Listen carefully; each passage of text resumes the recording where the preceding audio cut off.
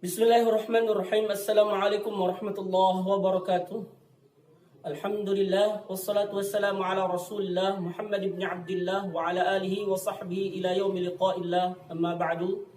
Puji syukur kita panjatkan kehadrat Allah Subhanahu wa taala. Selawat beserta salam kita hadiahkan selalu buat Nabi kita Nabi Muhammad sallallahu alaihi wasallam. Semoga kita mendapatkan syafaatnya kelak di yaumil akhir. Baiklah, pada kesempatan ini saya akan bahas tentang keutamaan 10 hari pertama bulan Zulhijjah dan amalan yang disyariatkan padanya. Keutamaan 10 hari pertama bulan Zulhijjah sebagaimana yang dijelaskan oleh Rasulullah SAW dalam hadisnya, "Ma min ayyamin al-'amalu salihu fiha ahabbu ila Allah min hadhil ayyam." Tiadalah hari beramal soleh padanya itu lebih dicintai oleh Allah Subhanahu wa taala dari hari ini, yakni al-ayyam al-ashr, yaitu 10 hari di bulan Zulhijjah. Qalu, mereka berkata para sahabat, "Wamal jihad? Walal jihad fi sabilillah ya Rasulullah?" Tidak juga jihad di jalan Allah wahai Rasulullah. Qala wal jihad fi sabilillah. Rasul mengatakan tidak juga jihad di jalan Allah Subhanahu wa taala. Kata Rasul, illa rajulun kharaja binafsihi wa malihi wa lam yarji' min dhalika bisyai'in. Kecuali seorang yang keluar berjihad di jalan Allah Subhanahu wa taala dengan jiwanya dan hartanya dan dia tidak kembali dengan sesuatu apapun. Inilah keutamaan 10 pertama di bulan Zulhijjah, yaitu beramal soleh. Padanya itu lebih dicintai oleh Allah Subhanahu wa taala. Oleh karena itu, kita dianjurkan untuk mengisinya dengan banyak-banyak berzikir kepada Allah Subhanahu wa taala. Takbir, tahmid, tahlil dan zikir-zikir yang lainnya. Adapun amalan-amalan yang disyariatkan padanya yaitu yang pertama, yaitu melaksanakan haji dan umroh. Melaksanakan haji dan umroh bagi orang yang mampu, baik mampu fisik maupun harta. Rasul menjelaskan dalam hadisnya, al-umratu ila al-umrati kafaratun lima bainahuma. Umroh ke umroh itu merupakan kafarah, penebus dosa, menghapus dosa di antara keduanya. Wal hajjul mabrur laisa lahu jazaa'un illa al-jannah. Dan haji yang mabrur itu balasannya adalah surga di sisi Allah Subhanahu wa taala. Semoga semua yang berhaji mendapatkan haji yang mabrur. Amin ya rabbal alamin. Yang kedua yaitu berpuasa selama hari-hari tersebut atau pada sebagiannya, terutama pada hari Arafah. Kita dianjurkan untuk berpuasa pada hari-hari itu, 10 pertama bulan Zulhijjah, atau pada sebagian harinya, atau paling tidak kita bisa puasa Arafah, yaitu puasa Arafah sebagaimana yang dijelaskan oleh Rasul sallallahu alaihi wasallam, "Siyamu yaumi Arafah ahtasibu 'ala Allah ay yukaffira as-sanata allati qablahu was-sanata allati ba'dahu." Berpuasa pada hari Arafah, bahwa karena Allah Subhanahu wa taala, berpuasa pada hari Arafah karena Allah Subhanahu wa taala bisa menghapus dosanya setahun sebelumnya dan setahun sesudahnya. Kelebihan berpuasa sangatlah besar di sisi Allah Subhanahu wa taala. Sebagaimana dijelaskan dalam hadis qudsinya, yaitu as-shaumu li wa ana ajzi bih. Puasa itu untukku dan akulah yang membalasnya. Hanya Allah lah yang tahu betapa besar pahala bagi orang yang berpuasa. Li'annahu taraka ta'amahu wa syarabahu li ajli. Karena orang yang berpuasa itu meninggalkan syahwatahu wa ta'amahu wa syarabahu li ajli. Meninggalkan syahwatnya, makanannya, minumannya karena aku. Sangatlah besar pahala bagi orang yang berpuasa. Oleh karena itu, marilah kita menyempatkan diri kita untuk berpuasa di bulan Zulhijjah ini, terutama puasa Arafah. Yang ketiga yaitu takbir dan zikir pada hari-hari tersebut. Sebagaimana dijelaskan oleh Allah Subhanahu wa taala dalam firman-Nya, "Wa yadhkuru ismallah fi ayyamin ma'lumat." Mereka menyebut nama Allah di hari-hari tertentu. Para mufassir menjelaskan bahwa yang dimaksud ayyamun ma'lumat itu adalah 10 hari pertama di bulan Zulhijjah.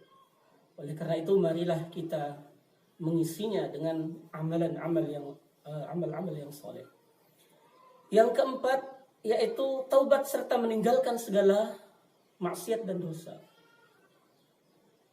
Sebagaimana Rasul sallallahu alaihi wasallam menjelaskan dalam hadisnya, "Innallaha yaghar ghiratullah ayyatiyal mar'u bima haramallah." Sungguhnya Allah cemburu, dan cemburunya Allah itu apabila seseorang mengerjakan perbuatan yang diharamkan oleh Allah Subhanahu wa taala. Maka orang yang selalu mengerjakan perbuatan yang baik, mengerjakan perintah Allah Subhanahu wa taala, akan semakin dekat dengan Allah Subhanahu wa taala. Sedangkan orang yang selalu mengerjakan maksiat itu akan jauh dari Allah Subhanahu wa taala. Sebagaimana yang dikatakan dalam Matnul Zubad, yaitu wa inna ab'ada qulubin nasi min rabbinar rahim qalbun qasi. Sesungguhnya hati yang paling jauh dari Allah itu adalah qalbun qasi, yaitu hati yang keras. Kenapa hatinya menjadi keras? Karena dia selalu mengerjakan sesuatu yang dilarang oleh Allah Subhanahu wa taala, sehingga hatinya menjadi keras. Yang kelima yaitu banyak beramal soleh. Banyak beramal soleh padanya, yaitu banyak melakukan salat, sedekah, dan tilawatil Quran. Kita sering membaca Al-Quranul Karim. Selanjutnya yaitu yang keenam, takbir mutlak dan takbir muqayyad.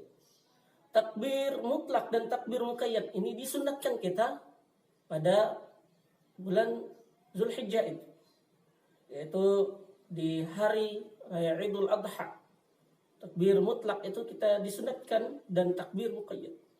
Takbir mutlak yaitu dari tenggelamnya matahari sampai imam masuk untuk melaksanakan salat Idul Adha.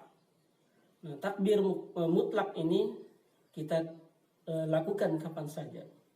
Sedangkan takbir muqayyad dikerjakan setelah salat Idul Adha, tepatnya setelah salat zuhur. Takbir muqayyad ini disunatkan kita setelah